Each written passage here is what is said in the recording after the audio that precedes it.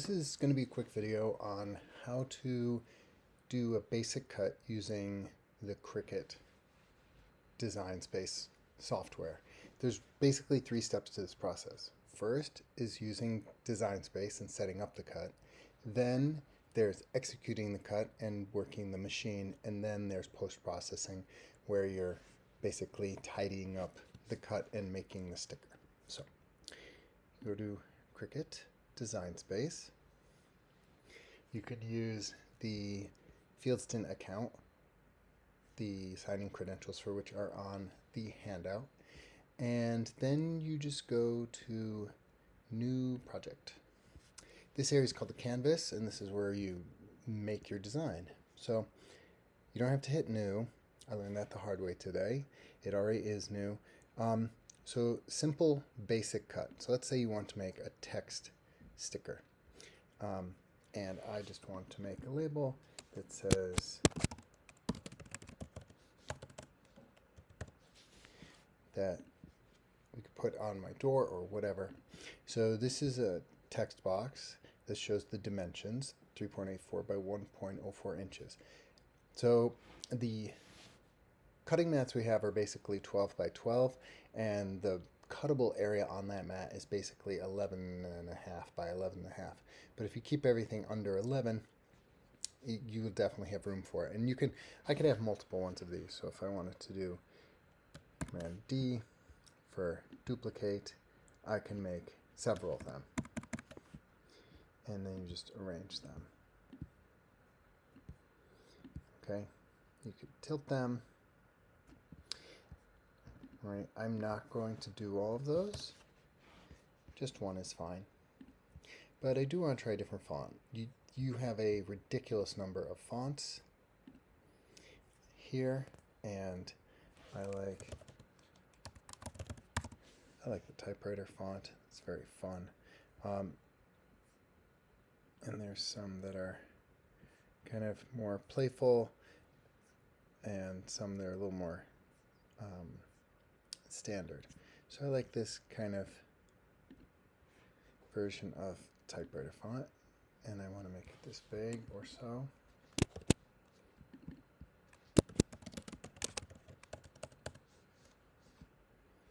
Maybe I don't want it quite that big. So we'll just say Mr. B. Up here it should say basic cut. At some point I'll show you how to do print then cut, but this one's just basic cut where it doesn't matter what the color is because it is just going to be the color of whatever vinyl you put into the machine. So that's all for this one. You can also go, there's a place to do shapes. You can get images, and a lot of the images are searchable. There's thousands and thousands of images you can include. Not surprisingly, tools are some of the ones that come up first for me. So I'm going to go to make. Oh, actually I will save it.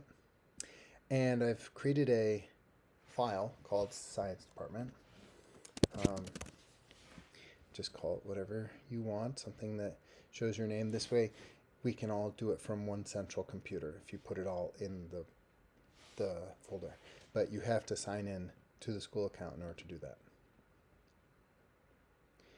Okay, and then it shows the cutting screen. If you are doing multiple ones at the same time, which you can, these will automatically be positioned in the most efficient layout. But you can move things around. Sometimes if we have a partial sheet, in order to save it, maybe you need to turn it 90 degrees or something, but basically you move it to wherever you need to on the Cricut mat. This position will work fine. Then you say continue. So you need to plug in the USB cable. Should be plugged into the machine as soon as you get there.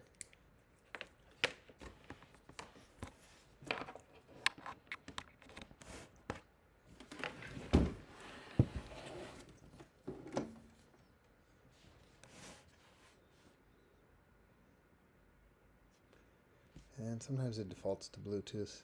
If the cord is not plugged in, the machine is not turned on, but it's always generally better to do the USB. That's the machine warming up. So now we have the whole setup. It says maker and the USB, and then it gives you some basic materials. So we are using premium vinyl is what it's called. If you ever need to find it, if it doesn't show up, you just go to browse all materials and you can search for premium vinyl.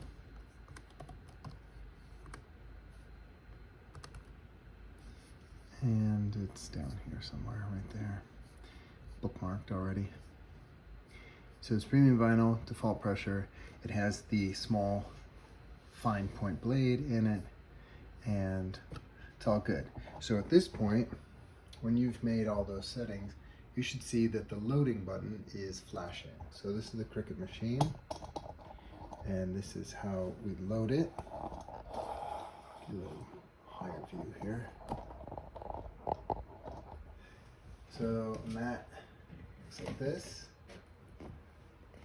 Okay, and it usually has a protector. It's sticky on the surface. That's what holds the vinyl in place. And it has a cover. I'll put that to the side.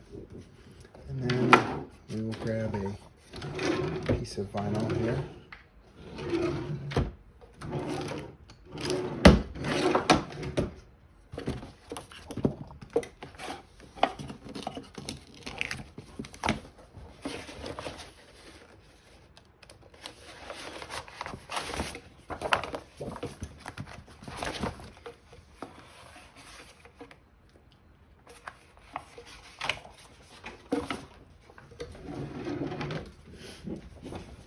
So I'm going to go with pink, and what you do is you line up that corner right there. Move this guy out of there so I have some surface to work with. It's really quite sticky. So you line up this corner.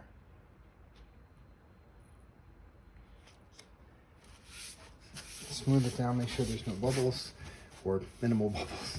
I got some bubbles. So it should look like that. And then make sure the machine has at least 10 inches or so of clearance in front and back, because the sheet gets pulled in and pushed out both sides. So when you're loading it, I like to put a finger on here just so it remains in contact with the star wheels the whole time. Then you push the load button.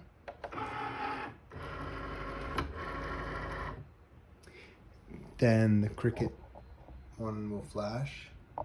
Press that, and it will do its thing.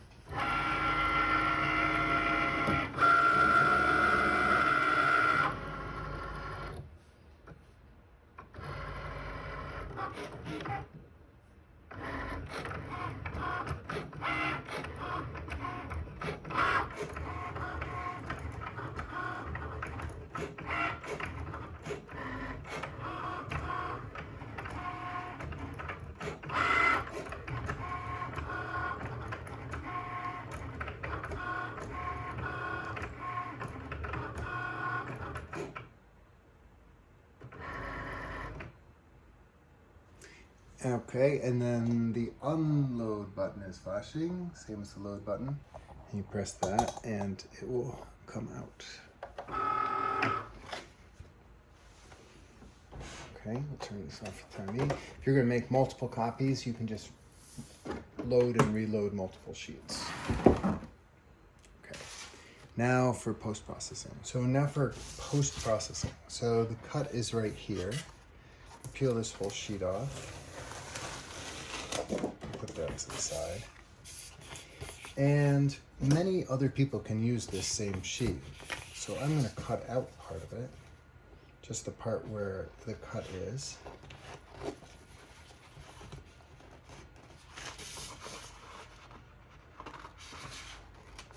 Okay, and we can put this to the side. So now you have to do a process called weeding, which is basically taking out the insides of the letters, and it helps to have a little pick, metal pick or metal hook. There are all different versions of this. This is what mine looks like here. In the lab, I have different types. So the B has inner parts to it. So those I'm going to remove. So you just kind of bend the material and then get under the edge of the part you want to take off. And then take it, and it's good to just put this like on a piece of scrap paper that you might have handy. That way you can just toss the whole thing away afterwards. Click here. So this is an easy job of weeding because that's all there was for that. Okay. Now I just want the positive space. So I just want the letters as part of the sticker. So I'm going to peel this off. Hook sometimes helps here too. Okay. And should leave behind just, if it doesn't, just leave it behind. It helps to really fold this over at a fairly acute angle. And then make sure like the dot, the period after Mr. stays behind. Sometimes small pieces tend to get pulled off. And then just work your way across. Sometimes you have to go in a different direction to get the inner parts of the letter. Okay. And if this stays in decent shape, you also have the negative space if you want to use that for something. For now, I'll just put this to the side. And now this is the sticker. But there's one more step before we can actually easily put this on something. So you have this stuff called transfer paper, and it's basically clear contact paper that's sticky, but not terribly sticky. And we use this to create the sticker and keep all the letters in relative position to each other, maintained. So it has this grid on there so that you can easily grid out and cut a piece that is an equivalent to the size of the sticker without wasting much of it.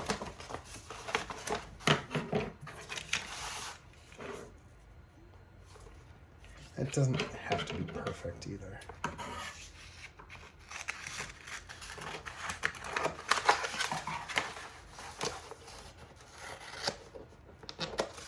Okay. So there's the vinyl. Transfer tape is here, so you peel the clear stuff off.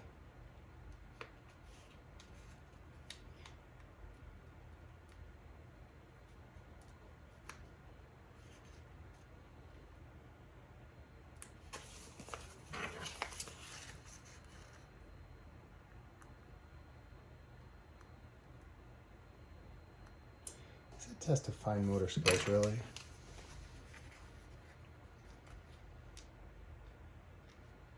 Which I normally have, but they're failing me right now.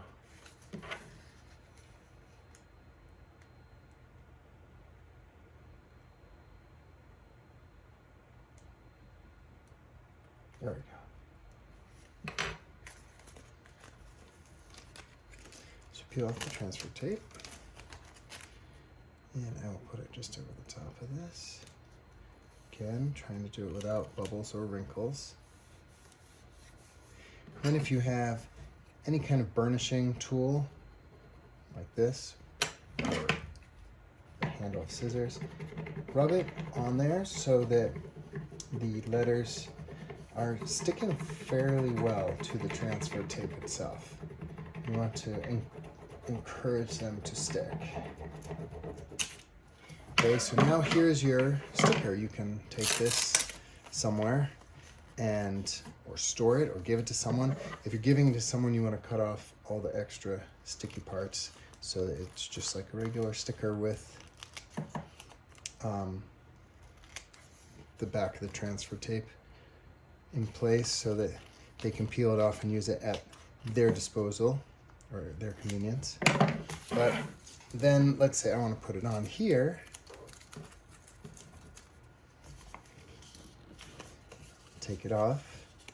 The whole reason we rubbed it on there was so it would stick to the clear part of the transfer tape and not the backing.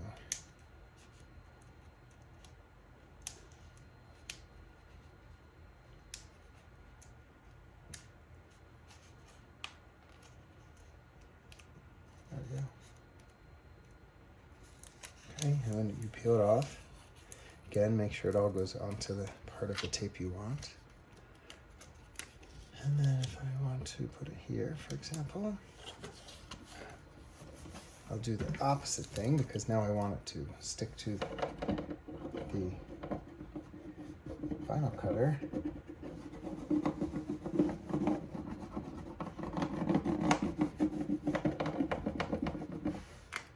And not the transfer tape. And then carefully peel this off.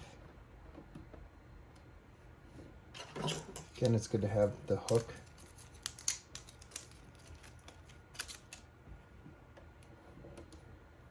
And as you peel this off again, peel it back at a fairly steep angle.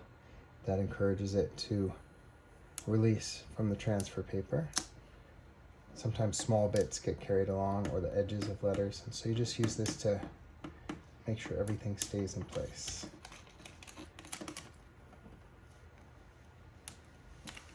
Okay, there you go. That's your basic cut. Post-processing.